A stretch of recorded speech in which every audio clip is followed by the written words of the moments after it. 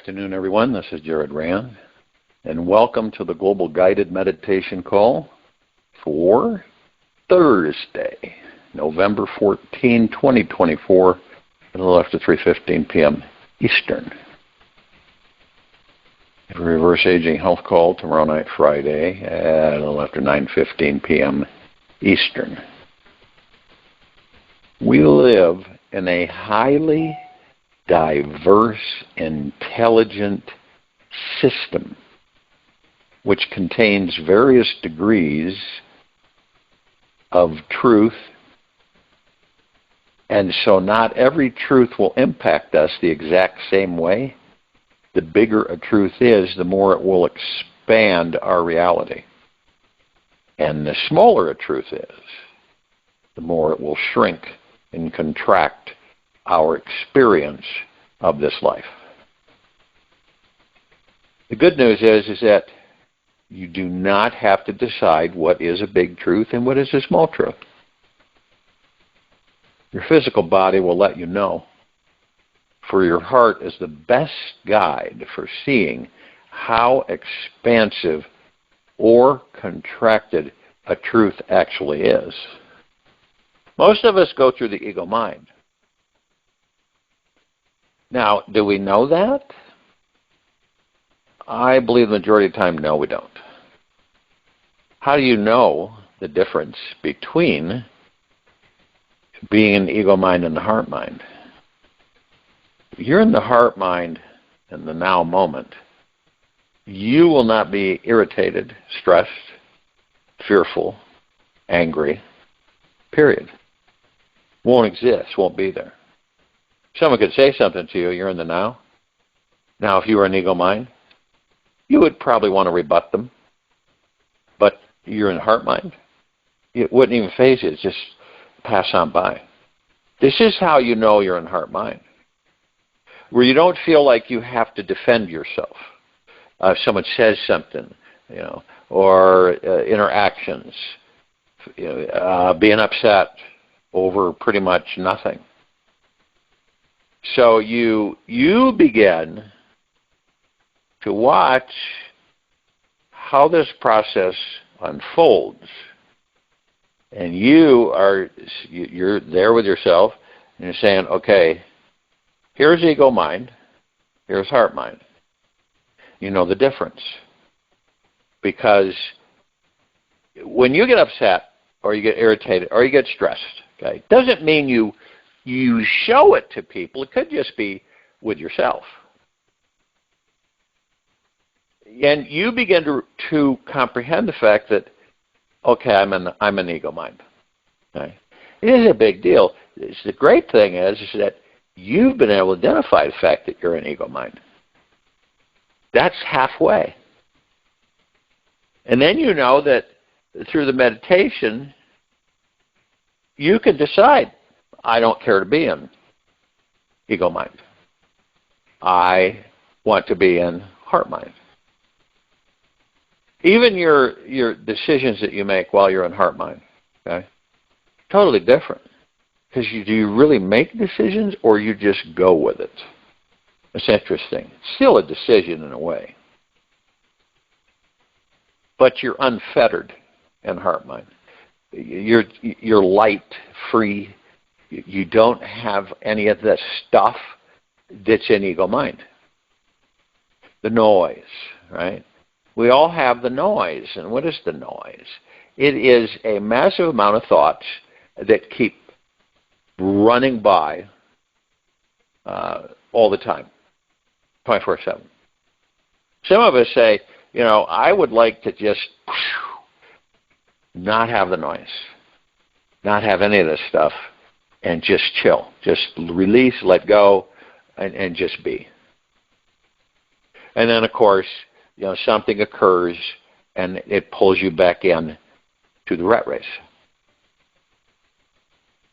But to discover and to see it is amazing, because now you actually know where you're at.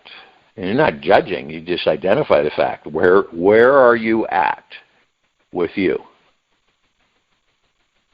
And you see, now you have comparison because you know the ego mind and you know the heart mind. You can put them both in front of you, and you can see them for what they are and choose.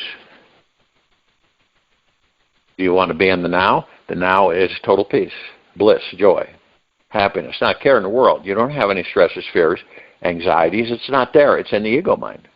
This is why so many people on this planet are so miserable. See? Because they live in the ego mind.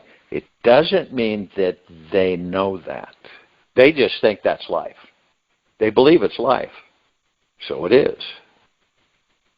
Those of us who begin to unravel this mystery, and we start realizing is that it's up to us, it's our decision. I'm going to stay in the heart mind. I'm going to practice being in the heart mind, staying in deep gratitude all the time, and being gentle, kind, generous, and humble with myself all the time. Because see, in ego mind, what happens? We do have a tendency to bang on ourselves. Doesn't have to be heavy duty, just little comments that we'll make about ourselves, to ourselves. And this is where being gentle, kind, generous, and humble with yourself at all times. In other words, you're grateful for yourself. Deeply appreciate who and what you are. This move, see, all of this moves us into a higher and higher and higher vibrational frequency.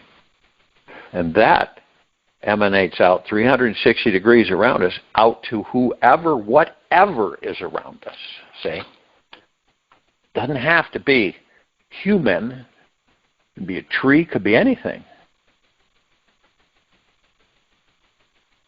We're always sending out vibes. Always. You know, the only time we are not is when we've left the body, so the body is no longer functioning. See?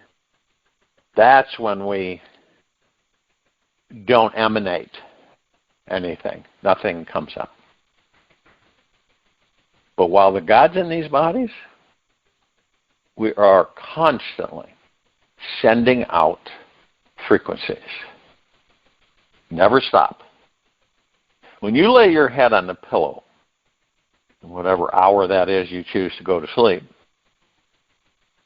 your mind is going a mile a minute. Isn't it? I believe that's most people. You know, it's going, I mean, just at a hectic pace. All these thoughts and things and yesterday and tomorrow and the future and the past, just constantly flooding in. And this is why so many people, in this very now moment, have a very difficult time of getting good sleep. Okay? It's really important because our sleep is the time when these bodies regenerate. And if you don't get good sleep, which most Americans don't, most people on this planet don't, what happens? Well, you don't give the body time enough to regenerate properly. So you have all kinds of weaknesses and illnesses and stuff that start bombarding the body.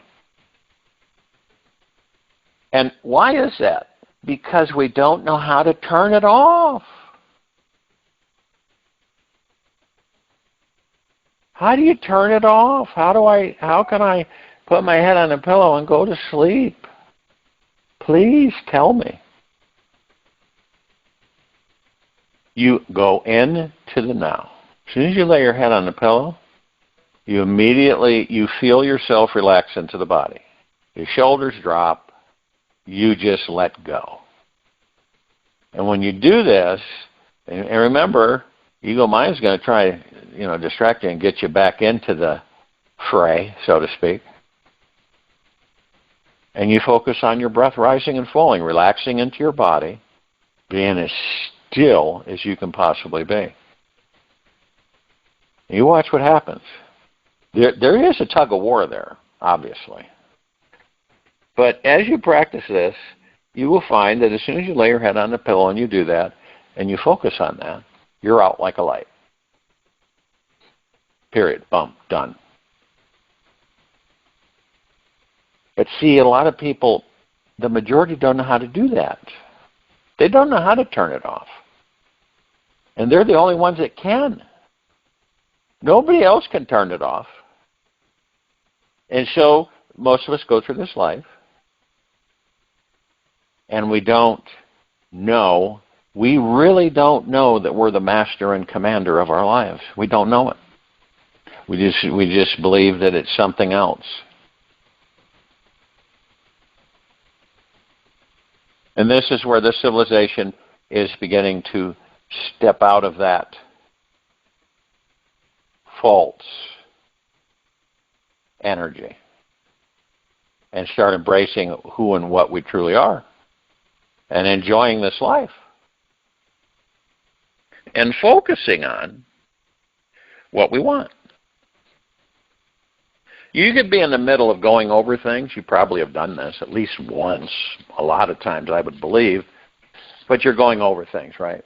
Things that are happening. And most of them, you catch yourself and you say, most of them are negative. They're kind of like, you go into a negative spiral. You don't know it, but you start connecting with other things. And you start talking about this and say, why has this happened? This over here, and then we'll go over here.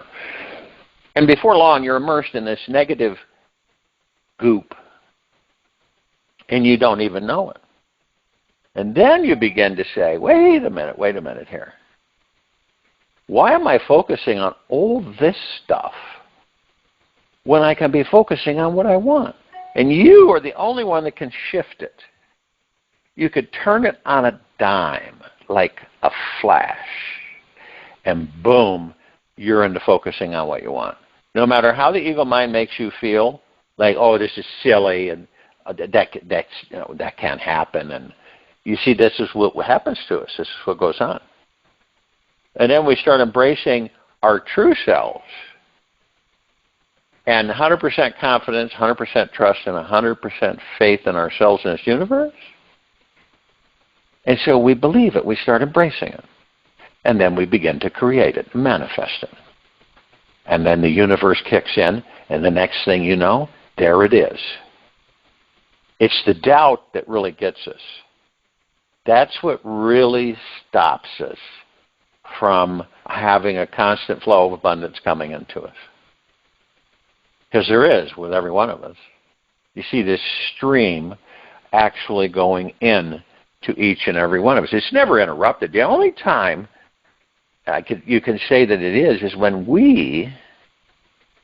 any one of us has a smidgen, even not even recognizing it, it's like a little grain of sand smidgen of doubt.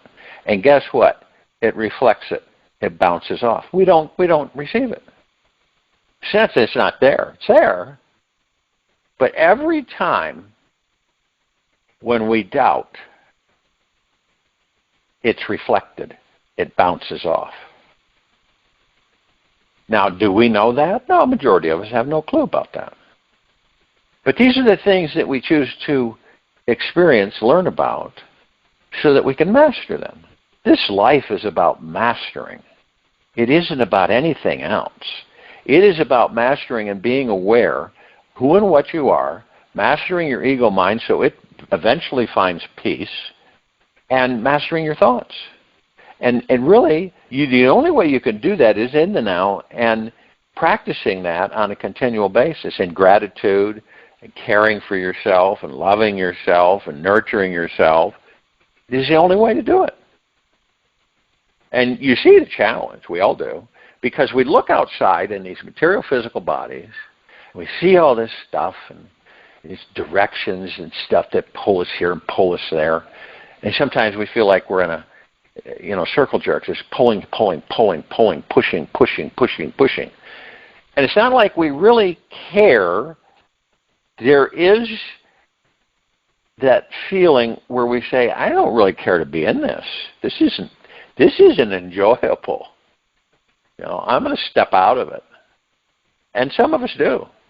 We're running away from it. We've embraced it and looked at it for many lifetimes, and we just decided, okay, I've had my fill of this stuff. Now I'm going to focus on what I want in this life, and I'm going to enjoy my life. And I am not going to take it seriously. I'm not going to take it too seriously. And that's what most of us do. We take this life way too seriously. It's temporary anyway. And we, because of what's happened to these bodies throughout the ages, we have a very short lifespan. It's not long at all. And then, of course, on top of that, we come in with amnesia, so we don't remember any past lives or anything. So we start from scratch. And what's going to help us? See, this is, one might say, well, that's great, but what's going to help me in this life recognize and comprehend that I am a God in this body, that I am pure consciousness, divine perfection? How am I going to do that if I have no recall and I have total amnesia? That's an interesting question. Now, when I share the fact that you have parents, right, and the parents teach you as children, all of us, they pass on what they've been taught, for the most part, and then some things that they've learned in their lives. They pass that on. So then we pick that up. These bodies, get older and mature, and then we have our own families, and we do the same thing. But see, no one is saying to us or sharing with us about who and what we are. This is a huge space that we totally ignore as a civilization. This is why it's always been, this is why things are the way they are, because they repeat themselves. Doesn't that make sense? Generation after generation after generation, we repeat ourselves. We're giving information that was given thousands of years ago. Isn't that interesting? And of course, we take that information, and that helps us in this life, either helps us or deters us, distracts us, to navigate this life. So it's really old information, is what I'm saying. And it's nobody's fault. It's not the parents' fault or their parents or anything. It's what they were taught. It's a constant stream. If you look at a water, right, and you see these steps, you see the water go over each step and fall down, and it cascades all the way down into the pool water at the end. But each step is the same size, the same width, the same distance. Nothing ever changes the flow of that water. It just cycles and repeats itself. This is kind of like what we do in these lives that we inhabit. And this is why things are the way they are.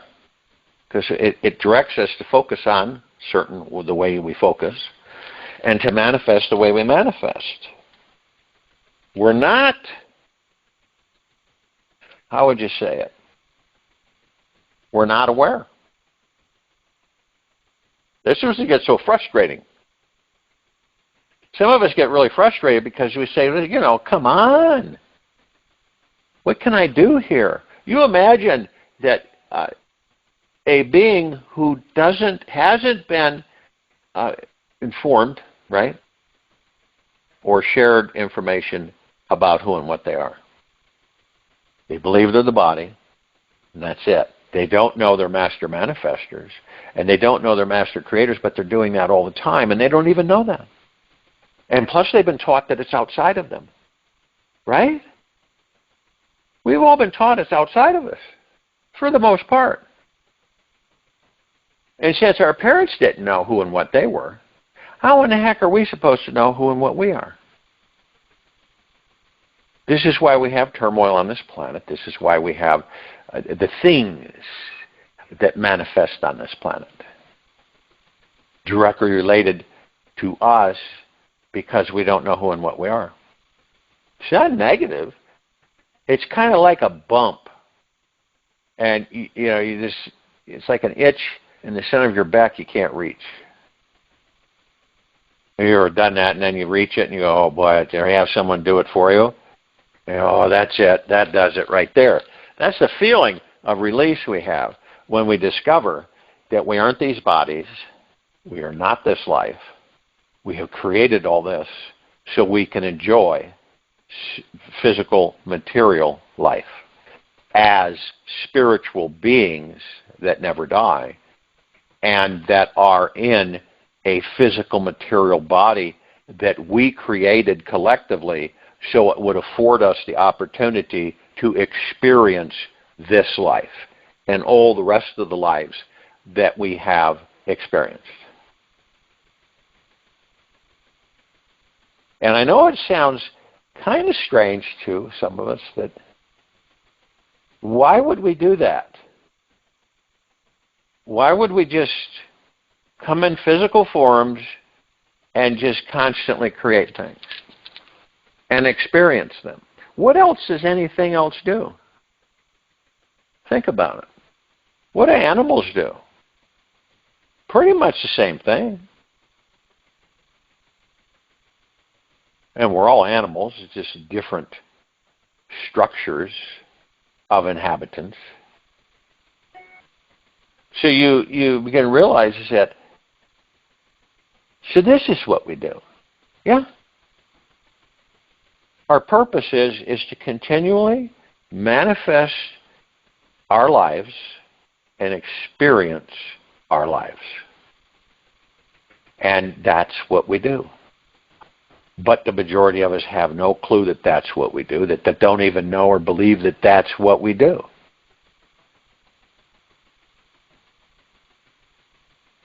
And since most of us believe that we're separate, okay, that's another dilemma. Separation is good because separation, it's an illusion, but we create it so we appear to each other as separate. Separate lives, separate experiences, okay? All viewing it in different ways. Over 8 billion bodies on this planet. And what are we doing?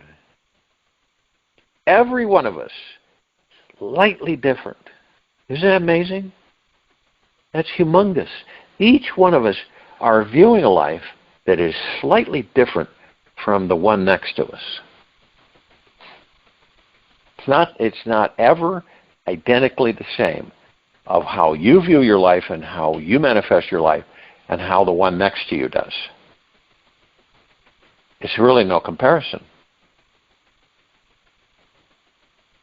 And it's true. It's like snowflakes. You get a chance to look at snowflakes under a microscope, and you have several of them. And you look at them, and you go, wow, they're all different. They're all different. There isn't one out of the trillions of snowflakes that fall that's identical to another one. That's amazing. What's even more amazing is that we're the same way. Even identical twins are not exactly alike. Personality, chemistry, outlook, attitude, totally different.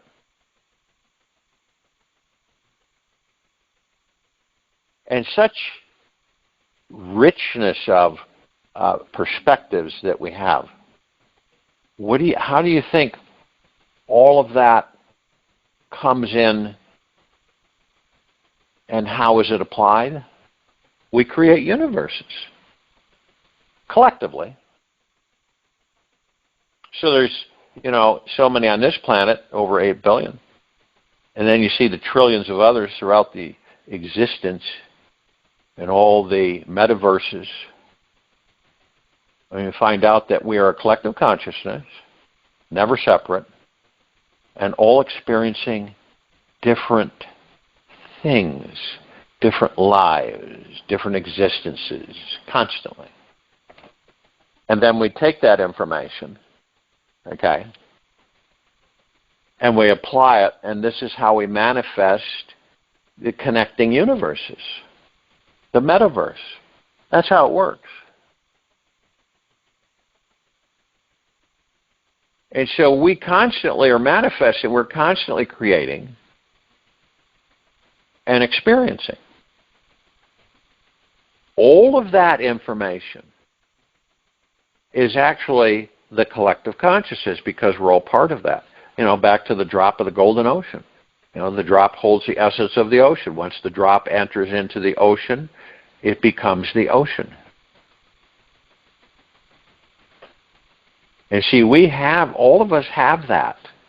It's not like, you know, some do and some don't. It's innate. It's our natural state of being. No matter how the surface is formed, right? How this material life is formed for each of us. But we just continually experience.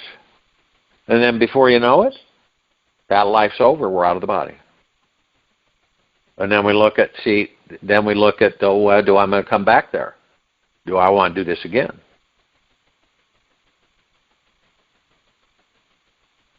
And usually, we do it again. And again, and again, and again, and again, and again, and again, and again. But see, on this planet, the cycle has to end. Why is that? Because we're such a diverse civilization, and we're discovering spirituality within the body and who and what we are. This soul, this other stuff, its vibrational frequency no longer fits some of us. No longer fits. You know, it's like you wear something, and it's great, you know, enjoy it, and you use it a lot, and then it comes to a point where it just doesn't fit you anymore. Old, shrunk, whatever. And it's just not the same, and it's uncomfortable, so you toss it. It's kind of like what's happening to us. The old life, which is a good life because we've experienced so much with it in these lower dark matter, survival matter frequencies, and now we're moving out of it. It's as simple as that. And we've chosen to move out of it. It's not like, you know, somebody's sitting there with a stick, going to hit you with it if you don't. You say, I'm going to do this. I want to do this. And so you dive right in. You go as deep and deep and deep and deeper and deeper and deeper. And then you start discovering all kinds of things. It's one of the major leaps of evolution for any of us. And all along, you're practicing heart mind, not ego mind. It's huge. Ego mind, you would never get there. You just wouldn't. So when we look at the fact that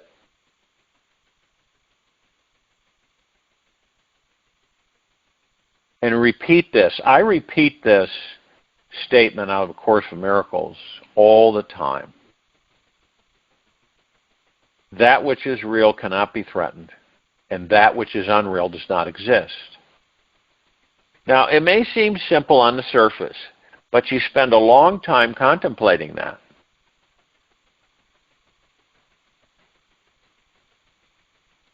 And the more you sit with it, the deeper it will transform your entire way of viewing yourself, others, in this world.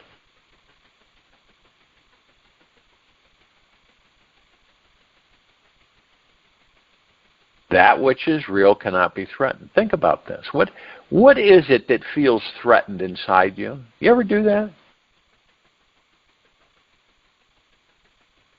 What is this? What is this with us, you know, that we have this personality, self, ego, or that the thing that we call, you call you, which defends itself when feeling attacked or provoked? Well, we all have that. What is this little you? Who has a need to be on guard and protect itself, trying to assert itself and attempting to achieve something important or worthwhile with their life? And then Who is this overly strong, confident, all-important you who compensates for the super small, unimportant you? It's the one who has been attempting to make your life secure by feeling self-important, accomplished, met in deep embrace by their beloved, all the while is feeling a deep and constant separation from God.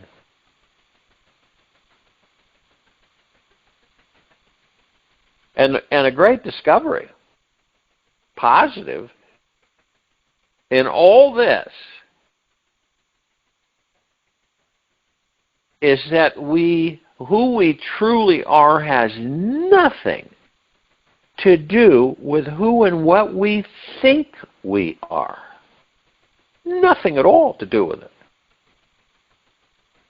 And whatever we may think of and conceive of about ourselves with the mind can only be thought.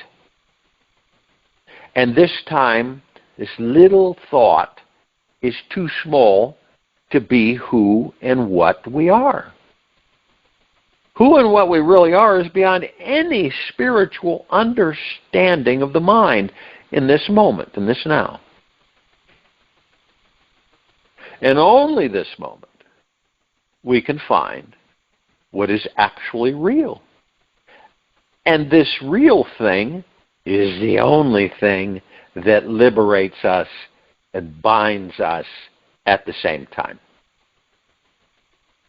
That which is real, which is the real you, which is what? The God, the kingdom of God, the heaven. Pure consciousness. You don't change. You do not change ever, ever. That's why you're the only thing that's real. And this essence is what remains the same for all eternity. And you may have discovered this already, because eventually you will anyway. Perhaps the most pivotal, enlightening truth that you can discover is understanding how all identification with the ego is based in some form of fear.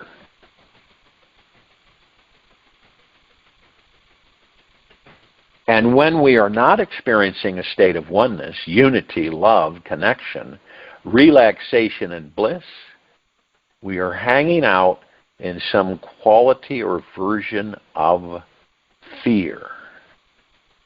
The ego is clinging to some thought or a process of thoughts which believes deep down that it is not one with the divine. It thinks it is not loved, accepted, embraced, or enlightened.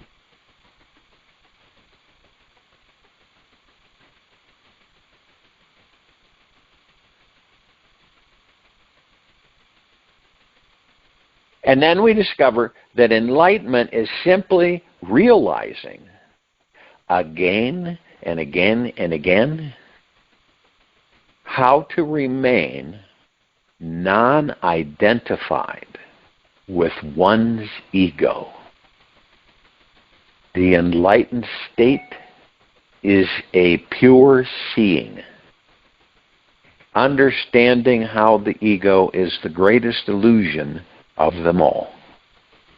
To intimately know and become identified with the real self, that which cannot be threatened, is the only true path for all of us to total freedom there is. All other parts and paths lead to some form of suffering. It requires no basic standard of ethics, codes of spirituality, or religious background needed to arrive.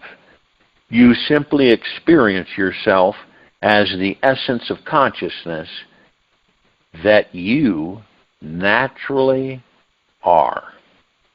I join you in the meditation, and I'll return to close us out.